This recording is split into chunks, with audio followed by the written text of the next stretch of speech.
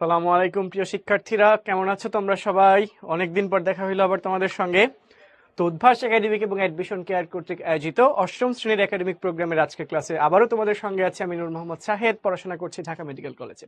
তো আমার বর্তমানে অলরেডি একটা নতুন অধ্যায় শুরু হয়ে গিয়েছে, চ্যাপ্টার 13 খাদ্য ও পুষ্টি। তো গত ক্লাসে সিয়াম ভাইয়া তোমাদের ক্লাসটি নিয়েছেন, তোমরা অনেকেই চমৎকার রেসপন্স করেছো শুনলাম, খুবই ভালো। তো দেখে নি তোমরা কারা কারা ক্লাসে আছো। তো দেখতেই পাচ্ছি অনেকেই আছো, তো যারা সালাম দিয়েছো সবাইকে ওয়ালাইকুম আসসালাম। আমি আলহামদুলিল্লাহ ভালো আছি, তোমরা কে কেমন আছো একটু কমেন্টে জানিয়ে দাও, এবং যারা যারা এখনো ক্লাসে জয়েন করনি একটু দ্রুত জয়েন করে ফেলো, ঠিক আছে?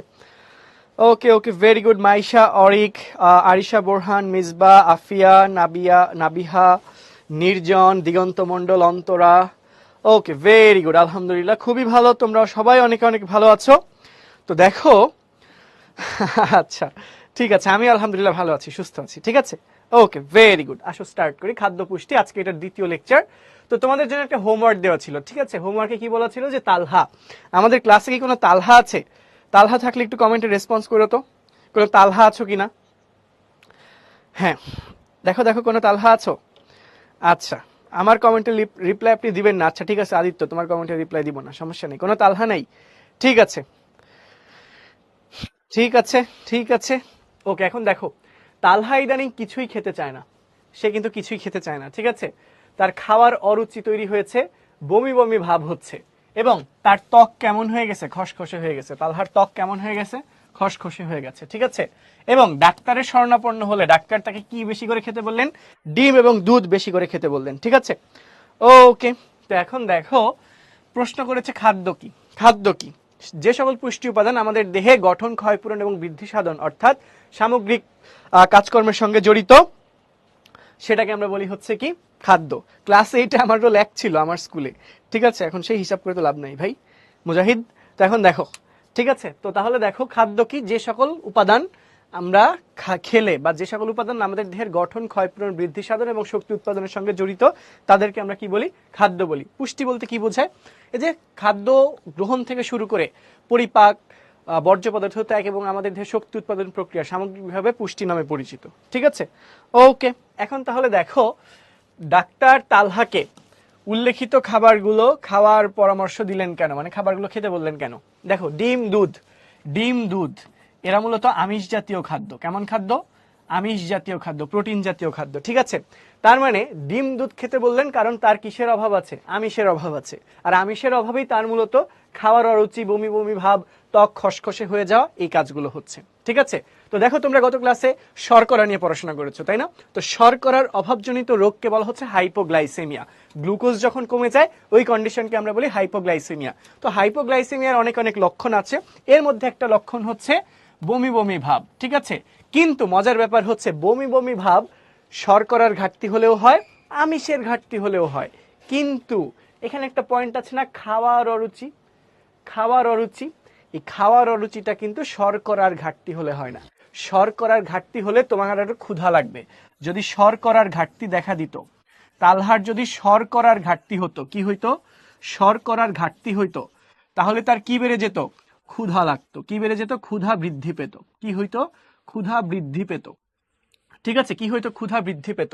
কিন্তু তার খাবার অরুচি হয়েছে, অর্থাৎ খেতে ইচ্ছা করছে না, এটা হচ্ছে আমিষের ঘাটতি। আমিষের ঘাটতি বোঝাবে, ঠিক আছে? শুধু বমি দেখেই পাগল হওয়া যাবে না, আমিষের ঘাটতি যদি হয় সেক্ষেত্রে কি হবে? খাবারে অরুচি দেখা দিবে, ঠিক আছে? কাজেই এটার আনসার হবে কি? আমিষের ঘাটতি। এটার আনসার হবে হচ্ছে আমিষের ঘাটতি, ঠিক আছে? ওকে ওকে, কথা ক্লিয়ার? কথা ক্লিয়ার হয়েছে, এটা হবে আমিষের ঘাটতি। এখন তাহলে দেখেন, খেয়াল করেন, এই আমিষ নিয়ে কি আপনারা পড়াশোনা করেছেন? গত ক্লাসে আপনারা আমিষ নিয়ে পড়েননি। আমিষ নিয়ে হচ্ছে আজকের ক্লাসে আমরা পড়াশোনা করব, ঠিক আছে?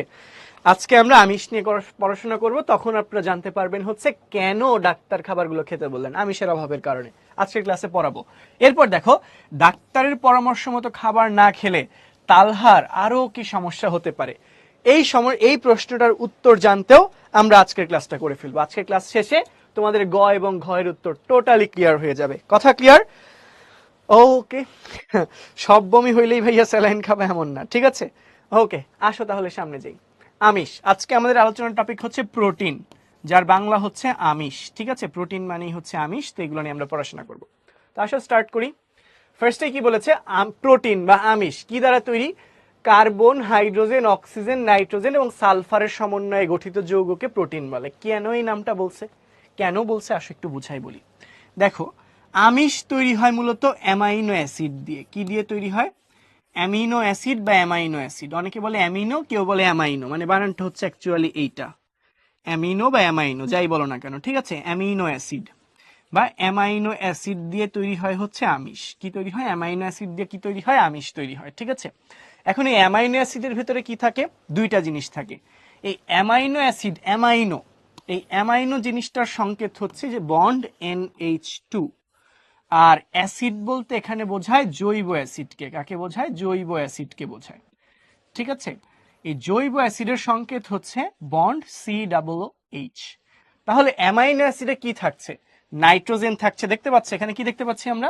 নাইট্রোজেন দেখতে পাচ্ছি। কি দেখতে পাচ্ছি? দেখো নাইট্রোজেন দেখতে পাচ্ছি। দেখো বলেছে কি আছে? নাইট্রোজেন আছে, ঠিক আছে? এরপর কি দেখতে পাচ্ছি আমরা? হাইড্রোজেন দেখতে পাচ্ছি। দেখো বলেছে হাইড্রোজেন আছে। কি দেখতে পাচ্ছি? কার্বন দেখতে পাচ্ছি। দেখো বলেছে কার্বন আছে। কি দেখতে পাচ্ছি? অক্সিজেন দেখতে পাচ্ছি। দেখো বলেছে অক্সিজেন আছে। এছাড়াও কোন কোন অ্যামাইনো অ্যাসিডে কি থাকতে পারে? সালফারও থাকতে পারে, ঠিক আছে? এই জন্য বলেছে, তার মানে অ্যামাইনো অ্যাসিড দিয়ে তৈরি হচ্ছে প্রোটিন, আর অ্যামাইনো অ্যাসিডের ভেতরে এই জিনিসগুলো আছে। তার মানে আমরা বলতে পারি প্রোটিনের ভেতরে এই জিনিসগুলো আছে। এই জন্যই বলেছে প্রোটিন হচ্ছে কার্বন, হাইড্রোজেন, অক্সিজেন, নাইট্রোজেন এবং সালফারের সমন্বয়ে গঠিত একটা যৌগ, ঠিক আছে? তো দেখো বলেছে আমিষে 16% নাইট্রোজেন থাকে। কত পার্সেন্ট? 16% নাইট্রোজেন থাকে। কথা ক্লিয়ার? কথা কি ক্লিয়ার?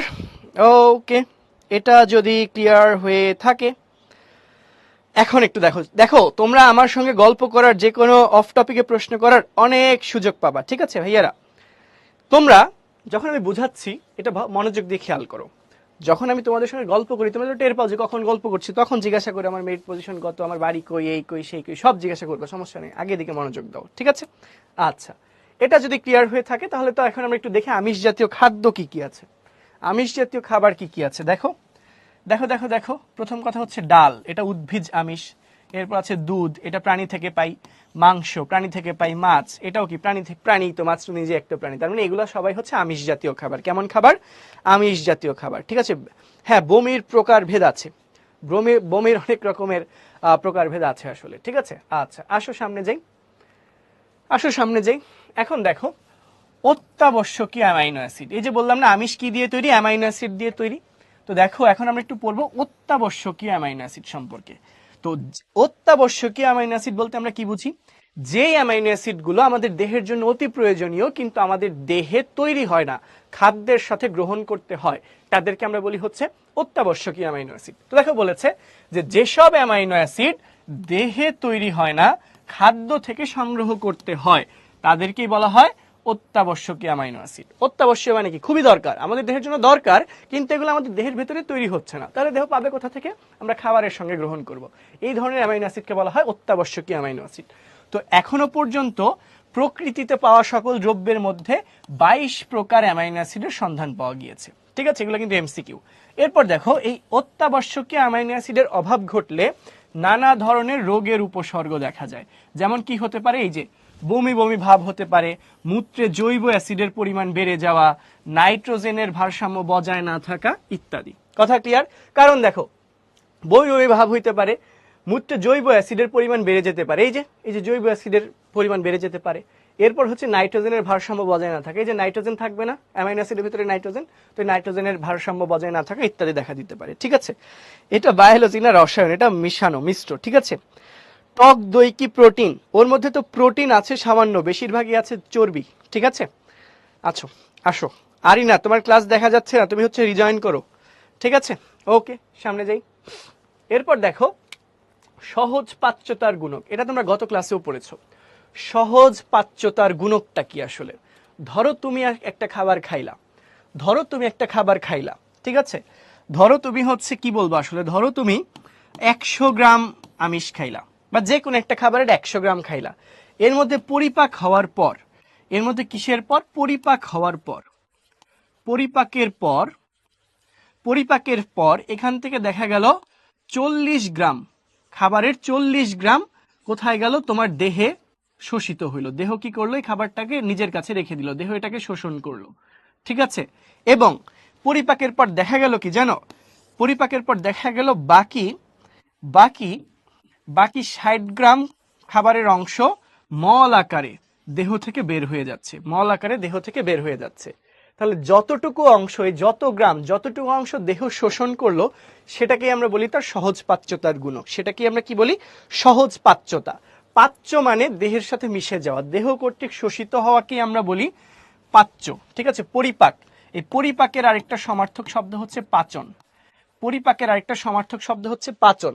তো যেগুলো পরিপাক হয়ে দেহ কর্তৃক শোষিত হয় সেটাকে আমরা বলি পাচিত হওয়া, সেটাকে আমরা বলি পাচিত হওয়া। ঠিক আছে, ওকে, ঠিক আছে। ফারহানা, নামিরা এবং আরো কয়েকজন যারা মল কি বুঝতে পারতেছো না, ঠিক আছে, যারা মল কি বুঝতে পারতেছো না, তারা হচ্ছে তোমার বাবা অথবা মা, যারা আঙ্কেল আন্টি যারা আছে তাদেরকে একটু জিজ্ঞাসা করো, তারা সুন্দর করে বুঝিয়ে দিবে মল কাকে বলে। ঠিক আছে, ওকে, আসো। এখন দেখো সহজ পাচ্যতার গুণক তাহলে কি? যে আমিষের শতকরা 100 ভাগই দেহে শোষিত হয়। কত ভাগ? শতকরা কত ভাগ?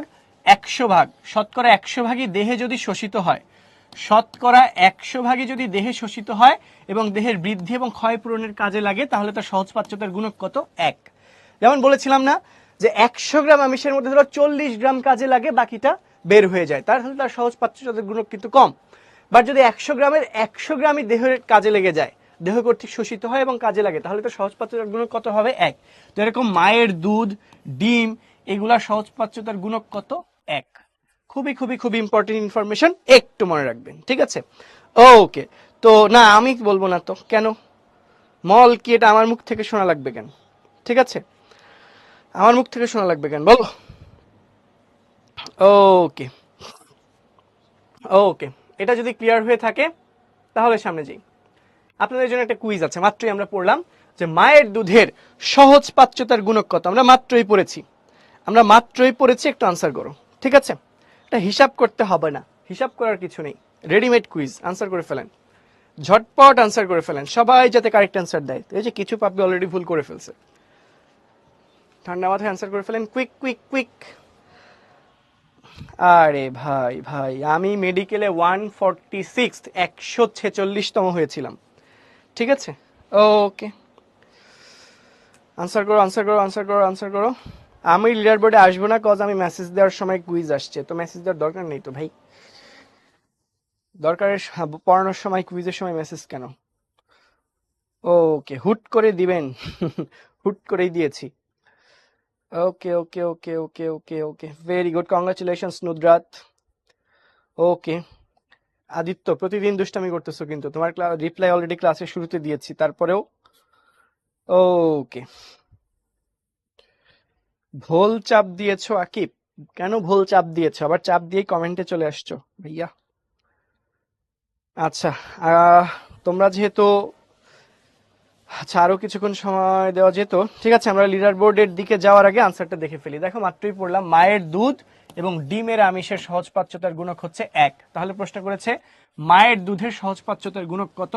আনসার কি হবে? সি, মানে 1। তো যদি লিডার বোর্ডের দিকে তাকাই, দেখতে পাচ্ছি সবচেয়ে কম সময়ে কারেক্ট আনসার দিয়েছে মেহজাবিন। অভিনন্দন মেহজাবিন তোমাকে। এরপর আছে মিনহা, সৌভিক, ফারহানা, তানজিলা, কারিবা, তোহা, তিন্নি, ইয়াসিন, কাব্য এবং নাফিস। অভিনন্দন তোমাদেরকে।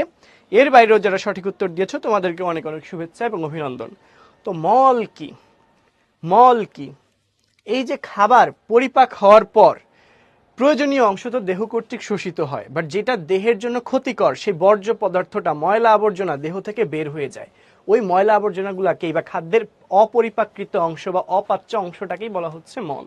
ঠিক আছে, আচ্ছা এখন আসো আমরা একটু সামনে যাই যে আমিষের অভাবে আসলে কি কি সমস্যা হতে পারে। যে খাদ্যের মধ্যে যদি পর্যাপ্ত পরিমাণ আমিষ না থাকে, খাদ্যে পরিমিত পরিমাণ যদি জৈব আমিষ বা মিশ্র আমিষ না থাকে, তাহলে কি হবে? যেমন শিশু যারা, ওদের দেহের স্বাভাবিক বৃদ্ধি এবং গঠন ক্ষতিগ্রস্ত হবে। শিশুর দেহের স্বাভাবিক বৃদ্ধি এবং কারণ ক্ষতিগ্রস্ত হবে। দেখো সহজ পাচ্যতার গুণক 1 কেন হইল? 100 গ্রাম খাবারের মধ্যে 100 গ্রাম খাবারের মধ্যে মানে 100 গ্রাম খাবারের মধ্যে যতটুকু দেহে শোষিত হয়, ধরো 100 গ্রাম খাবারের মধ্যে ধরো 100 গ্রামই দেহে শোষিত হয়েছে, তাহলে সহজ পাচ্যতার গুণক কত? 1। যদি এমন হইতো যে 100 গ্রামের মধ্যে আমি যেটা বোঝাইলাম 40 গ্রাম দেহ কর্তৃক শোষিত হয়েছে, তাহলে সহজপাচ্যতার গুণক কত হইতো? 0.25। কথা বোঝা গেছে? তাহলে 100 ভাগের মধ্যে কত ভাগ শোষিত হচ্ছে সেটার পরিমাণই হচ্ছে সহজপাচ্যতার গুণক। যেহেতু মায়ের দুধ ও ডিমের 100 ভাগের মধ্যে 100 ভাগই বাচ্চার কাজে লাগতেছে, এই জন্য বলা হচ্ছে মায়ের দুধের সহজপাচ্যতার গুণক 1। ঠিক আছে? তো দেখো শিশুর দেহের যে স্বাভাবিক বৃদ্ধি এবং গঠন সেটা কি হবে? ক্ষতিগ্রস্ত হবে। কারণ আমিষের কাজ কি? আমিষের কাজটা কি আগে সেটা তোমাকে বুঝতে হবে। আমিষের কাজ কি? আমিষের কাজ কি আজীবনের জন্য মনে রাখবা। আমিষের কাজ 3টা। আমিষের 3টা কাজ আজীবন আজীবন মনে রাখবেন। 3টা কাজ কি কি? 3টা কাজ আমি বলে দিচ্ছি। দেহের গঠন, দেহের গঠন, এরপর হচ্ছে দেহের ক্ষয় পূরণ, দেহের গঠন, দেহের ক্ষয় পূরণ, দেহে কোনো ঘাটতি দেখা দিলে বা ক্ষয় হলে সেটা পূরণ করা, এবং দেহের বৃদ্ধি সাধন। এই 3টা হচ্ছে আমিষের কাজ, আজীবন মনে রাখবেন। তার মানে যদি আমিষের অভাব দেখা দেয় তাহলে এই 3টা কাজ ঠিক মতো হবে না। ঠিক আছে? তাহলে এই 3টা কাজ ঠিক মতো হবে না। তো দেখেন কি বলেছে, দেখেন দেখেন দেখেন কি বলেছে, শিশুর দেহের স্বাভাবিক বৃদ্ধি এবং গঠন ক্ষতিগ্রস্ত হবে। এই যে দেখেন বৃদ্ধি গঠন আমিষের অভাবে হবে না, স্বাভাবিক। শিশু পুষ্টিহীনতায় ভুগলে দেহের বৃদ্ধি ব্যাহত হবে। ওকে ফাইন, দেহের বৃদ্ধি সাধন হবে না, ব্যাহত হবে। তো প্রোটিনের অভাবে বয়স্কদের রোগ প্রতিরোধ ক্ষমতা কমে যায় এবং রক্ত স্বল্পতা দেখা যায়। ঠিক আছে? রোগ প্রতিরোধ ক্ষমতা কমে যাবে এবং রক্ত স্বল্পতা দেখা দিবে কাদের? বয়স্কদের। এবং শিশুদের ক্ষেত্রে কোয়াশিওরকর এবং মেরাসমাস রোগ হয়। কি রোগ? কোয়াশিওরকর এবং মেরাসমাস রোগ হয়। ঠিক আছে? ওকে, আসো সামনে যাই। এই যে বললো কোয়াশিওরকর, এটা খুব ভালো করে আমরা এখন পড়বো। ঠিক আছে? এই যে বলা হইলো কোয়াশিওরকর, তো এই রোগে কি হয় না হয় আসো একটু পড়ে ফেলি। ঠিক আছে? কোয়াশিওরকর রোগটাতে কি হয় না হয় আসো আমরা একটু পড়ে ফেলি। হ্যাঁ, আচ্ছা, ওকে। আদ্রিতা পড়েছিলা, খুবই ভালো, তাহলে তোমার রিভিশন হচ্ছে। তো দেখো, যারা কোয়াশিওরকর রোগে ভুগে এই সকল শিশুদের কি হয়? খাবারে অরুচি দেখা যায়, মানে ওরা খেতে চায় না। ঠিক আছে? বলেছিলাম না আমিষের অভাবে কি হবে? একদম ক্লাসের শুরুতে বলেছিলাম, দেখো আমিষের ঘাটতি হলে কি হবে? খাবারে অরুচি দেখা দিবে। বলেছিলাম না? এই যে দেখো আমিষের অভাবে কি হবে? খাবারে অরুচি দেখা দিবে। তো দেখো কোয়াশিওরকরে কি হচ্ছে? কোয়াশিওরকরে কি হচ্ছে? খাবারে অরুচি দেখা দিচ্ছে। এরপর দেখো পেশি, দেখো দেহ গঠনের কাজ করে না আমিষ, তাহলে আমিষের যদি অভাব হয় তাহলে দেহের পেশি কি ঠিকঠাক মতো গঠিত হবে? মোটা হবে, চিকন হতে থাকবে, শুকিয়ে যাবে, দুর্বল হবে। তো দেখো পেশি কি হয়ে যাবে? শীর্ণ এবং দুর্বল হতে থাকবে। শীর্ণ মানে চিকন, শীর্ণ মানে হচ্ছে চিকন। কথা ক্লিয়ার? ওকে। ও আদিত্য না অদিতিয়া, আচ্ছা ঠিক আছে, অদিতিয়া পাল। ওকে আচ্ছা ঠিক আছে। তানজিলা কারিবা, স্কিন ব্লার দেখছো ভাইয়া, তুমি আরেকবার জয়েন করো। ঠিক আছে? ওকে। তাহলে পেশি কি হয়ে যাবে? দুর্বল হয়ে যাবে, কারণ আমিষের কাজ দেহ গঠন করা। তাহলে আমিষের যদি অভাব হয় তাহলে দেহের গঠন ঠিক মতো হবে না, মানে পেশিগুলো দুর্বল হতে থাকবে এবং চিকন হয়ে যাবে। এরপর ত্বক এবং চুল, আমাদের চুল এবং ত্বকে কি আছে? আমিষ আছে। যদি আমিষের অভাব দেখা দেয় তাহলে আমাদের ত্বক হয়ে যাবে অমসৃণ, খসখসে হয়ে যাবে। চুলের যে উজ্জ্বলতা সেটা নষ্ট হয়ে যাবে। এই যে আমার চুলের উজ্জ্বলতা রোদে ধুলায়, হ্যাঁ, তারপরে হচ্ছে আমিষের অভাবে, তারপরে ভিটামিন খনিজ লবণ সবকিছুর অভাবে যে চুল টুল আমারও নষ্ট হয়ে যাচ্ছে। ঠিক আছে? তো এখন দেখো কি বলছে, দেখো ত্বক চুল কি হবে? দেখো ত্বক এবং চুলের যে মসৃণতা এবং রং এটা নষ্ট হয়ে যাবে। ঠিক আছে? ওকে। এখন আসো, ডায়রিয়া দেখা দিবে। কি হবে? ডায়রিয়া দেখা দিবে। শিশুর এক পর্যায়ে কি হবে? ডায়রিয়া হবে এবং শরীরের যে পানি সেটা, শরীরের মধ্যে পানি জমা হতে থাকবে এবং পেট ফুলে বড় হয়ে যাবে, পেট ফাঁপা হয়ে যাবে। মানসিক ঝুঁকি কি? একটা শিশু যখন বড় হবে তার শারীরিক বিকাশের সঙ্গে সঙ্গে মানসিক বিকাশও হবে না। তো আমিষের অভাব হলে শিশুর মানসিক বিকাশটা বাধাগ্রস্ত হয়। ঠিক আছে? তো এই জন্য বলছে মানসিক ঝুঁকি কি? উপযুক্ত চিকিৎসার দ্বারা এই রোগ নিরাময় হলেও মানসিক স্থবিরতা দেখা দেয়, মানে শিশু একটু মেন্টালি কেমন কেমন যেন হয়ে যায়। তো মৃত্যুও হতে পারে। কোয়াশিওরকর রোগ মারাত্মক হলে শিশুর মৃত্যুও হতে পারে। তাহলে কথাগুলো খুবই ইজি। হ্যাঁ, কোয়াশিওরকর ছোটদের রোগ। কোয়াশিওরকর হচ্ছে বাচ্চাদের হয়, এটা একটু মনে রাখতে হবে। এই রোগটা কাদের হয়? বাচ্চাদের হয়। আমার কোয়াশিওরকর হওয়ার সুযোগ নেই, আমি এই বয়স পার করে ফেলছি। ঠিক আছে? ও সরি, হ্যাঁ হ্যাঁ হ্যাঁ, এটা হচ্ছে হয়তো আবেগে ভুল করে ফেলছি। এই তো দেখো, এটা হচ্ছে তোমার কি হবে দেখো তো, এটা হবে হচ্ছে 0.4। সরি, ঠিকই বলেছো। হ্যাঁ হ্যাঁ, তো তোমরা ভালো মতো আমিষ খাচ্ছ, তাই ছবির বাচ্চাটাকে মোটা লাগতেছে না রে বোকা, ওর পেট ফুলে গেছে। এই যে বললাম না পেট বড় হবে, পেট বড় হবে, এই যে দেখো ছবির বাচ্চাটার পেট বড় হয়ে গেছে, ঠিক আছে, ছবির বাচ্চার হচ্ছে পেটটা বড় হয়ে গেছে, ঠিক আছে। আচ্ছা, এটা যদি ক্লিয়ার হয়ে থাকে, ওকে, এটা যদি ক্লিয়ার হয়ে থাকে তাহলে লক্ষণগুলো আরেকবার একটু বলি। খাবার খাইতে চাবে না, অরুচি হবে, পেশি চিকন চিকন যাবে, শুকায় যাবে, ত্বক চুল মসৃণতা এবং রং হচ্ছে নষ্ট হয়ে যাবে, ঠিক আছে, ডায়রিয়া দেখা দিবে, শরীরে পানি আসবে, পেট ফুলে যাবে, আর মানসিক ঝুঁকি কি, মানসিক বিকাশ বাধাগ্রস্ত হবে। হ্যাঁ, আচ্ছা ঠিক আছে তাহসিন, শুভকামনা রইল তোমার জন্য। আচ্ছা, এটা আপনি না, এটা আমি না। আচ্ছা হ্যাঁ ঠিকই আছে, যাই বল, জামা কাপড় পরানো হয় নাই কেন, ব্যাপারটা আসলে এইভাবে দেখার কিছু নাই, ও হচ্ছে খুবই ছোট্ট বাচ্চা বোঝাতে জামা কাপড় দেয় নাই আসলে। হ্যাঁ, এরপর দেখো যে আরেকটা,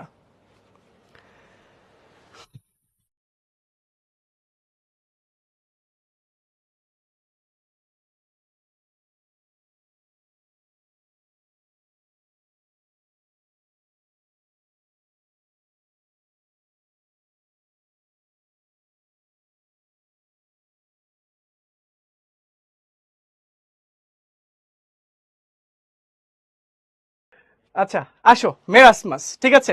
তো দেখো পরের রোগটা হচ্ছে মেরাসমাস। তো কি আছে এটাতে, মেরাসমাসে কি হয় না হয় আসো একটু দেখি। মেরাসমাসে হচ্ছে কিসের ঘাটতি দেখা যাবে, শুধু আমিষ না, আমিষ এবং ক্যালোরি দুইটারই ঘাটতি দেখা দিবে। হ্যাঁ, আমিষ এবং ক্যালোরি উভয়েরই অভাব দেখা দিবে, এবং দেহের বৃদ্ধি বন্ধ হয়ে যাবে। কি হবে, কারণ আমিষের কাজ দেহের বৃদ্ধি ঘটানো, তো দেহের বৃদ্ধি বন্ধ হয়ে যাবে, ঠিক আছে।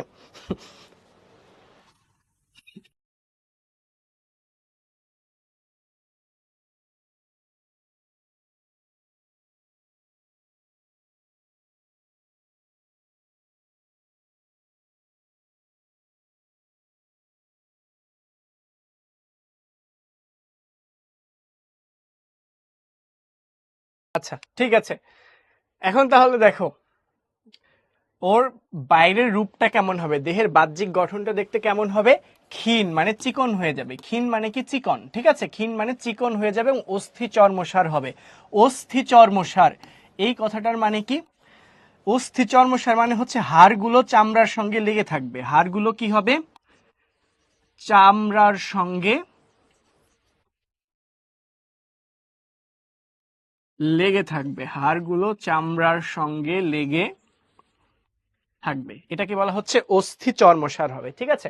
এরপর দেখো শরীরের ওজন হ্রাস পায়, এমনিই বললাম বাচ্চাটা চিকন হয়ে যাবে, ওই যে চিকনা একদম একদম কি বলবো, ওই যে অনেকে বলছে তাল পাতার সেপাই, আসলেই তাই, চিকন হয়ে যাবে, বুঝছো, এই তো ব্যাপার। তাহলে দেখো কোয়াশিওর কর, যেটা কোয়াশিওর করে হচ্ছে শুধু আমিষের অভাব দেখা দিবে, আর মেরাসমাসে হচ্ছে আমিষ ক্যালোরি দুইটারই অভাব দেখা দিবে। কোয়াশিওর করে পেশি দুর্বল হবে, পেট ফুলে যাবে, চুল চামড়া এগুলোর মসৃণতা নষ্ট হবে, বাট এটার ক্ষেত্রে ফুল বাচ্চাটা একদম শুকায় যাবে, ঠিক আছে। ওকে, তাহলে দেখো তোমাদের জন্য কুইজ আছে, এখন তোমাদের জন্য আছে কুইজ, ঠিক আছে। হ্যাঁ, ওর মা ওকে খাইতে দেয়, শুধু সুজি খাওয়ায়, ওর মা হচ্ছে ওকে শুধু সুজি খাওয়ায়, ঠিক আছে। অনেকের মা থাকে না এরকম, চাল ধোয়া পানি সুজি সাগু এগুলো শুধু রান্না করে খাওয়ায়। হ্যাঁ, বাচ্চাদের 1-2 বছর বয়স হয়ে গেছে তাও শুধু ওই সুজিই খাওয়াচ্ছে, সুজিই খাওয়াচ্ছে। এইসব বাচ্চারা এক শ্রেণী হয় এরকম গোলগাল, কিন্তু কোনো পুষ্টি থাকে না, আমিষের অভাব, আর এক শ্রেণী থাকে এরকম, ঠিক আছে। ওকে, আচ্ছা এখন দেখো, আর যাদের মারা হচ্ছে একটু সচেতন, ঠিকঠাক মতো পুষ্টিকর আমিষ জাতীয় খাবার খায়, সেসব বাচ্চাগুলো দেখবে অনেক কিউট হয়, একদম স্কিন অনেক টান টান থাকে, সুন্দর ঝলমল করতে থাকে, মানে বাচ্চাগুলো দেখতেই অনেক ভালো লাগে, মাশাআল্লাহ, ঠিক আছে। আসো সামনে যাই, কুইজ কে আছে দেখো, নিচের উদ্দীপকের আলোকে পরবর্তী দুটি প্রশ্ন, এটা একটা প্রশ্ন, এইটার একটা প্রশ্ন, দুটা ফাঁস করে দিলাম, ঠিক আছে, একই উদ্দীপক। তো এখন আসো কি বলছে, যে জন্মের পর একটি শিশুর কি দেখা দিল, খাওয়ার অরুচি দেখা দিল, বলেছিলাম অরুচি মানে আমিষের ঘাটতি, তাই না। আচ্ছা, তো অরুচি দেখা দিবে, ডায়রিয়া হবে, তো অলরেডি আমরা পড়েছি ডায়রিয়া হবে, শরীরে পানি আসবে, তার মা তাকে ডাক্তারের কাছে নিয়ে গেলে সঠিক চিকিৎসার পরামর্শ দেওয়া হয়। কোন রোগে আক্রান্ত হয়েছে, কোন রোগে আক্রান্ত হয়েছে, এই যে পোলটা লঞ্চ করে দিচ্ছি, আনসার করো, কোন রোগে আক্রান্ত হয়েছে, ঠিক আছে, আনসার করো করো করো করো করো। ওকে,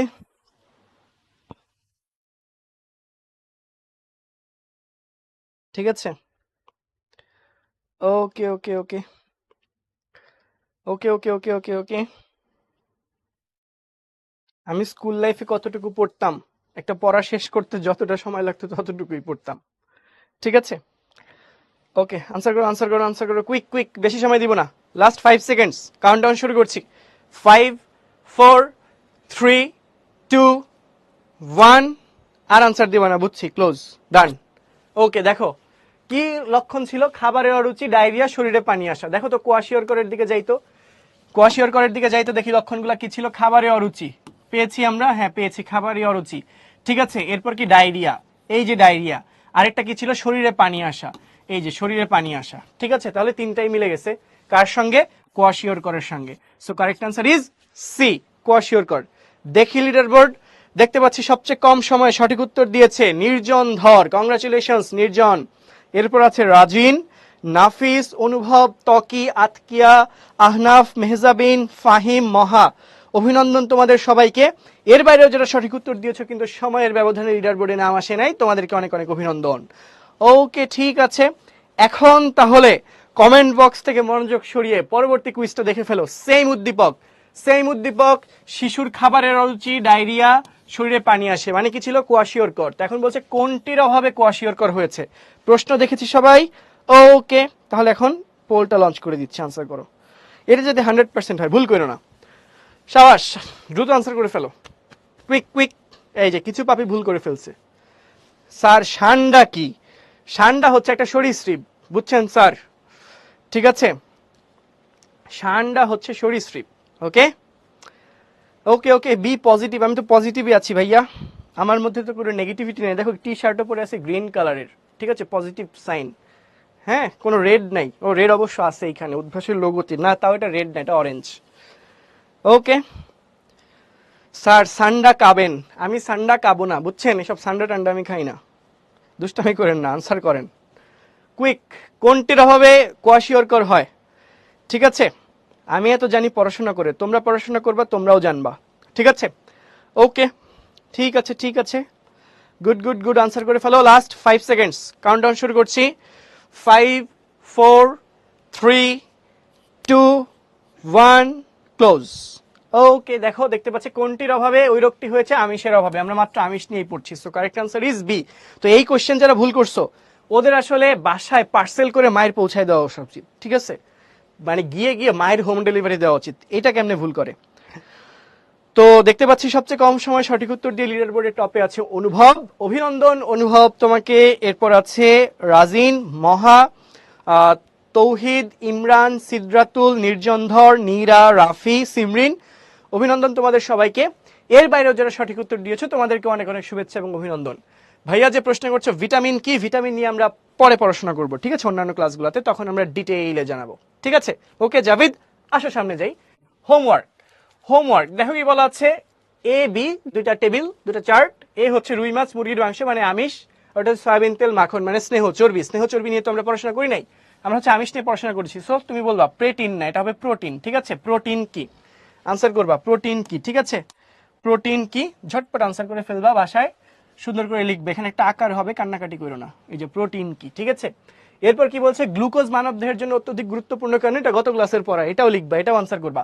দৃশ্যপটে এতে বিদ্যমান মানে আমিষ, আমিষের অভাব দেখা দিলে যে দুটি বিশেষ রোগ হয়, মেরাসমাস, কোয়াশিয়রকর, এগুলো ব্যাখ্যা করবা, ঠিক আছে। এবং আগেই পালায়ও না।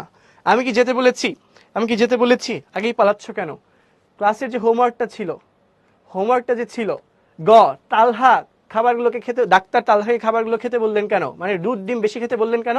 এই যে আমিষের অভাবে তার খাবারে অরুচি, বমি বমি ভাব। দেখেছো, খাবারে অরুচি, বমি বমি ভাব, কিসের অভাব? আমিষের অভাব, এই জন্য দুধ ডিম বেশি খেতে বললেন। পরামর্শ মতো খাবার না খেলে তালহার আরো কি সমস্যা হতে পারে? মেরাসমাস, কোয়াশিয়রকর হতে পারে। কথা ক্লিয়ার? কি হতে পারে? মেরাসমাস, কোয়াশিয়রকর হতে পারে, ঠিক আছে। বানি, তোমার কোন কোশ্চেনের আনসার দেই নেই বলো, ঠিক আছে। হ্যাঁ, ইনশাল্লাহ তোমরা আমাকে আজীবন পেতে থাকবা যদি আমি সুস্থ থাকি, বেঁচে থাকি, ঠিক আছে। ওকে, তো ভালো থাকো, সুস্থ থাকো, উদ্ভাসন মেশের সঙ্গেই থাকো। আজকের ক্লাসটা এরকম পুকি ছোট্ট ক্লাস ছিল, তো শেষ পর্যন্ত আমার সঙ্গে মনোযোগ দিয়ে ক্লাসটা করার জন্য তোমাদেরকে অনেক অনেক অনেক থ্যাঙ্কস। ওকে, সবাই ভালো থাকো, আল্লাহ হাফেজ।